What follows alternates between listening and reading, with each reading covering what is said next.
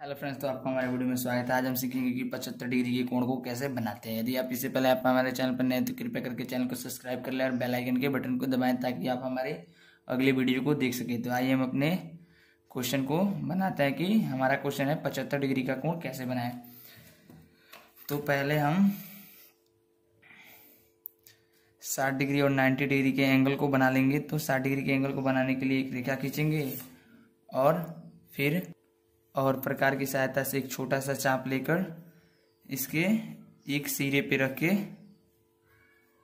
हम चाप को घुमा देंगे और घुमाने के बाद जो हमारा चाप रहेगा उससे इस बिंदु पे रख के एक कोण का एक काट लेंगे।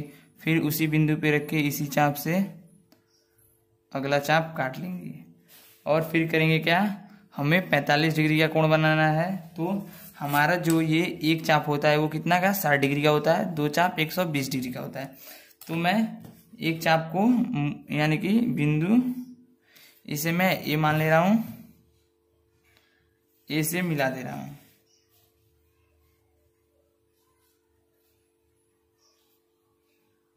और ये हमारा 60 डिग्री का ये कोण प्राप्त हुआ, ये हमारा 60 डिग्री का है।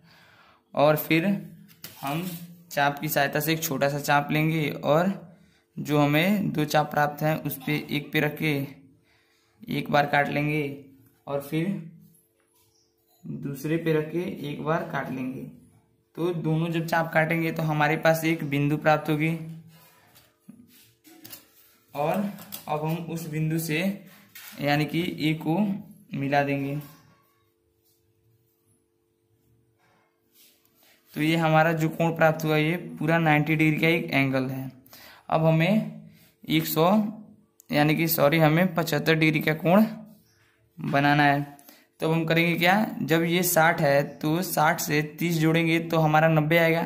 तो अब हम करेंगे क्या, यहाँ से एक चाप लेंगे और चाप लेके एक बार इस 60 वाले चाप पे काट ले, 60 वाले चाप पे यानी कि ये 60 का चाप है, इससे रख के एक बार काट लेंगे। और फिर जो ये हमारा यहाँ पे यानी कि जो हमारा लंब है, ए पे लंब है ये यानी कि 90 डिग्री का जो ये इस एंगल की ये जो रेखा है इससे यहाँ पे जो यहाँ यानी कि यहाँ जो काट रही है इससे हम एक और चाप काट लेंगे। तो हमें एक और रेखा प्राप्त होगी, एक बिंदु प्राप्त होगी। और उस बिंदु से जब हम अपने बिंदु ए को मिला लेंगे, उस बिंदु से हम अपने बिंदु ए को मिला लेंगे तो हमारे पास 75 डिग्री का एंगल प्राप्त होगा। अब हम इसे जांच लेंगे कि ये हमारा जो एंगल है वो 75 डिग्री का है या नहीं। तो प्रोट्रैक्टर की सहायता से ए पे यानी कि रख लेंगे और जांच लेंगे। तो आप देख सकते हैं कि जो हमारा एंगल है वो करेक्ट 75 डिग्री पे है।